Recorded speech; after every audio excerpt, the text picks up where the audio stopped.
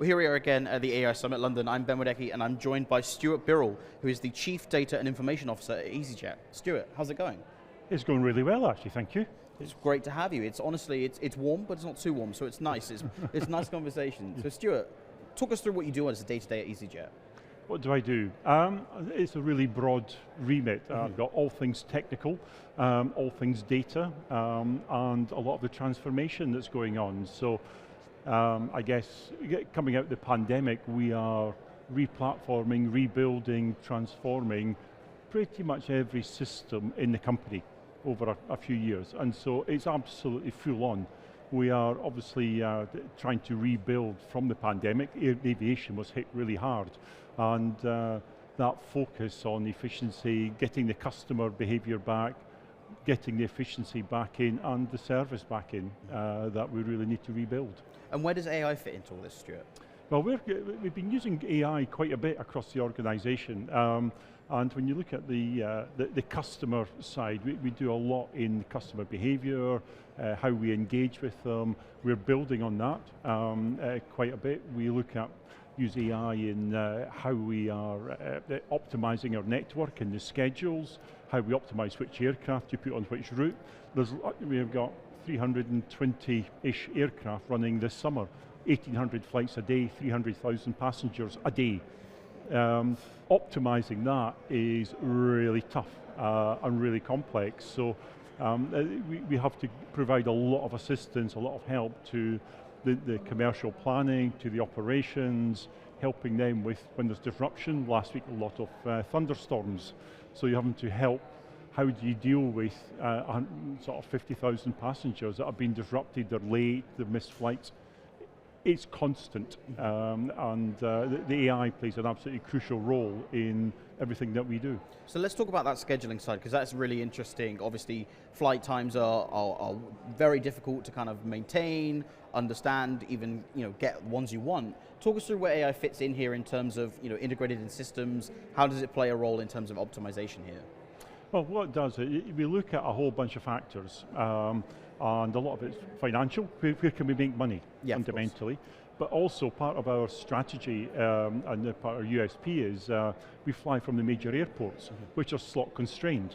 So it's not just I want to fly from Gatwick, it's when are you allowed to fly from Gatwick, and what are the relationships with other countries? When can you fly to other countries? When there's licensing to do that? So you have to feed in a lot of parameters into that decision-making exercise, and because of the complexity and the multi-mode, multi-node complexity of that, it really is only AI and ML and the various analytics that go around that that can do it. Now, we're not there, we're not 100% on that yet. Yeah. There's a huge amount to go, and there's a huge program we have to build up the next generation, the next level of complexity as we look at some of that stuff. So when it comes to summertime, for example, when does that AI start to kick in? Do you look at it in October for the next summer? How far in do you bring in a technology to kind of optimization? We have because of the rules around slots and flights, etc. We have the 24 plan already locked and loaded. Oh, wow. And they're starting to look at 25. Because if you think about it, we are buying aircraft now for the 2030s, early 30s. So you have to have a view on the long term as well as here and now. But also we are looking at it now for 3 weeks' time. What do we need to optimize?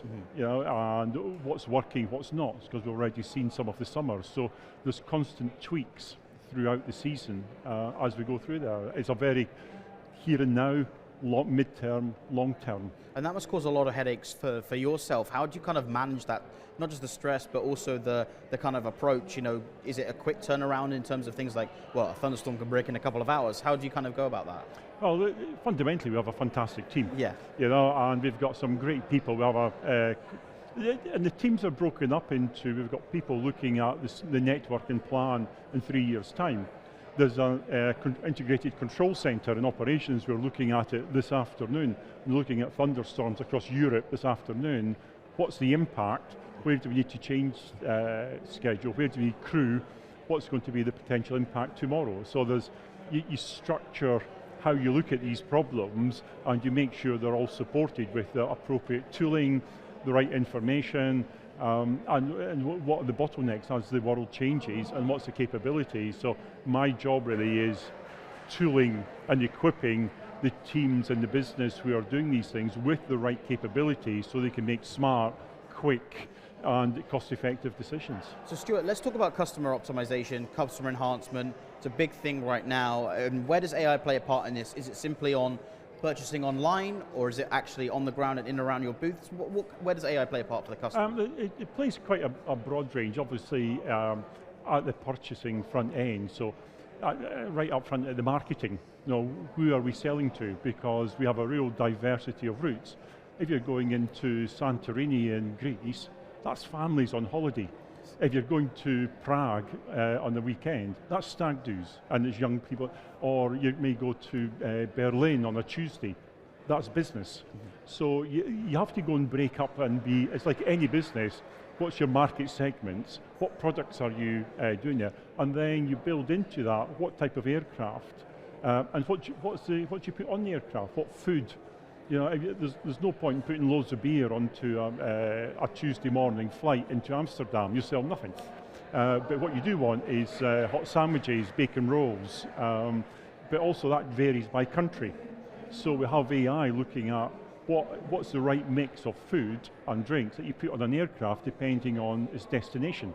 Some flights, what the AI tells you is quite entertaining, because actually some of them, it says there should be no food, it should all be beer on some flights. Okay. Other flights, it should be all food and no beer, and everything in between. And so you have these extremes when you've got these 1,800 flights, 300 aircraft to fill.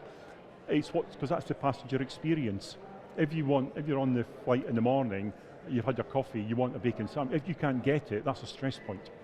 So it's part of the experience of flying to give them the in-flight experience. If they're going on holiday, they may want a Prosecco or a beer or something. So it's all part of the end-to-end experience that they're getting through the airport, on the aircraft, the boarding, etc., how you go through that. And it's evolving, and it's constantly changing. Expectations now is very different to pre-pandemic. The behavior of passengers is very different to pre-pandemic. So part of my challenge right now is updating all of those AI, ML algorithms running to make sure they're reflecting behavior that we are seeing.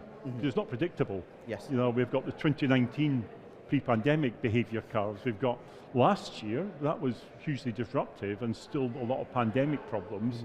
So this year is different again. So how do you make sure you have that behavior mapped out in your algorithms, planned out? There's a lot of effort goes into that with our marketing business colleagues to keep those optimized and keep them the most effective. So is there anything synthetic data that you're using potentially at the moment, considering everything's been skewed? Is that something that you guys are looking at? We do. We run a whole load of optimizations and Monte Carlos and what ifs and all the other good stuff that goes with that. And every algorithm, we test them. We test and test and test. So we know what's working and what's not. And then you go and work out, the what ifs. So we do some of that with, if we were to fly into another destination. This year we've announced the opening of Birmingham.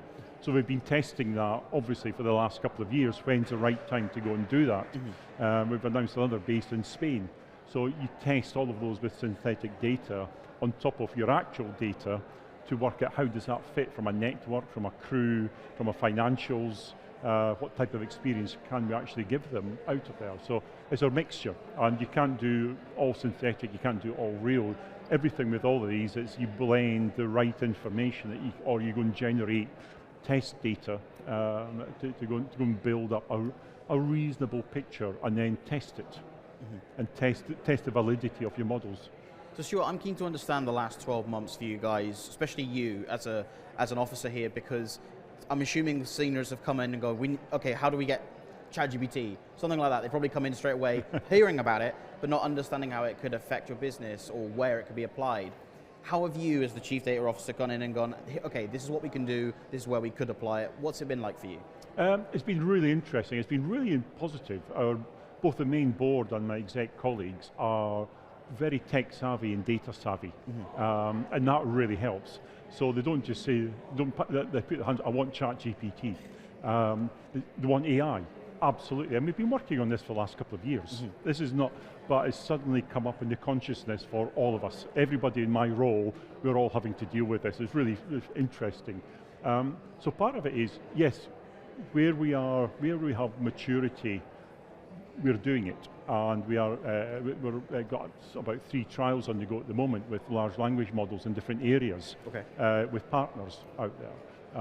And so it's kind of right, where can we trial? But then, where do we have problems with data? Because like every company, data quality and consistency is not there in every part of the organization.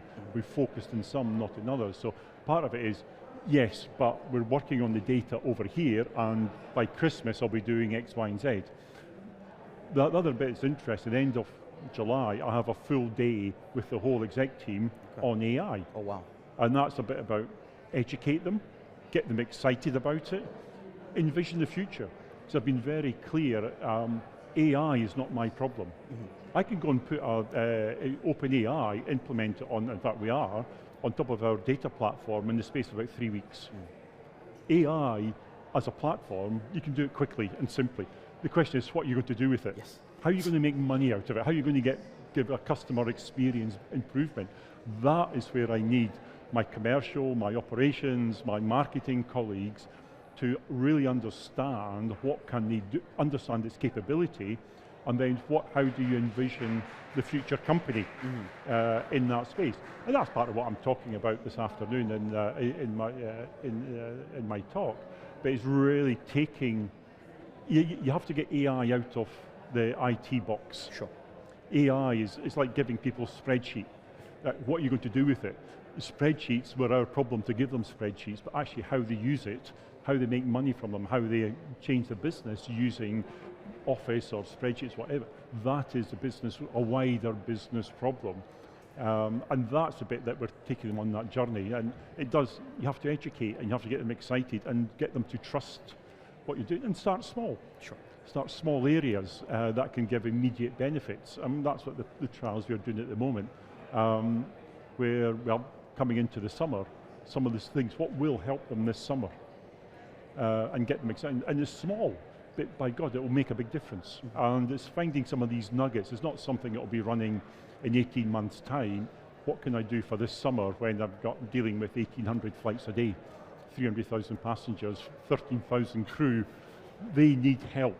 And it's that co-pilot support role that we're building AI in to go and do that for them. It's not to take, you won't get rid of cabin crew, we'll help them and give them information, give them support, give them more to sell on the planes. That's the role that we're trying to do. I don't envy you this summer, Stuart. It must be horrific. Just finally, Stuart, as well, coming up, what's next for you guys in the next 12 months in terms of AI and EasyJet? Anything that you're working on? You mentioned the trials, you mentioned the 2025 plan that you guys are working on, but is there anything else that you can give us a hint at, this is what we're working on, this is what I'm excited about? What's really exciting, it's all that's going on in the background. Sure. The bit that's going to make a huge difference to passengers is the in-airport experience. So, I mean, 5 years, pre-pandemic, 4 years ago, we actually done, when I was at my previous role at Heathrow, we actually had passengers flying from Heathrow into Washington, DC on pure digital passports, digital identity, digital identity, without zero paper. Wow. Supported by the UK Home Office, supported by US Homeland Security. It all went on hold, obviously, with the pandemic. We're now resurrecting that, and it's not just Egypt. As an industry, this is now coming back up to the fore. So, if you imagine combine digital identity linked to the mobile app in your phone, your data never leaves the phone. When you go to security, the cameras will know it's you because it's checked on the phone. It's not giving the airport your identity to check, no longer. At the moment, the data flows in aviation is huge and costs everyone a fortune, and it's a security risk. All that stays on the phone. You go through security, you go through check-in, you go through the X-ray. Well, actually, the new X-rays coming out are AI-driven because it's a CT scanner. You don't take out your laptop, you don't take out the liquids, you don't just put and the AI does that automatically and checks that in the background. So AI is in the background of everything. So it is not now beyond reasonable time frame that says, as a passenger, you'll rock up to the airport, the cameras will see you, and it checks with your phone that you are you. You've been validated, you are you, with a ticket, and you just walk through. And you put your bag on the scanner and it goes through, and you pick it up at the other end without taking everything out. And so that's seamless. And then you go to the boarding gate and you just touch, like going into the underground, you just touch your phone and you get on the plane. That's crazy. That technology exists today. And it's working in several trials today in several airports with several airlines, including us. And that world is going to grow and expand over the next 5 years. The change in passenger experience hasn't changed for 30 years. Yeah, what we do today was put in place 30 years ago, and it got crunchier. Freedom and freeing up the passenger to walk through an airport as if it's a train station, that is absolutely in our sights now, and the technology exists to make it happen. It's now investing and driving everything towards that. See, that's incredible, but I spent all those years perfecting the laptop shuffle and the shoes. All those years gone. Never mind. Stuart, I'm excited to see what's going on, but thank you so much for your time. It's been an absolute pleasure. Thank you. Thank you. Thank you.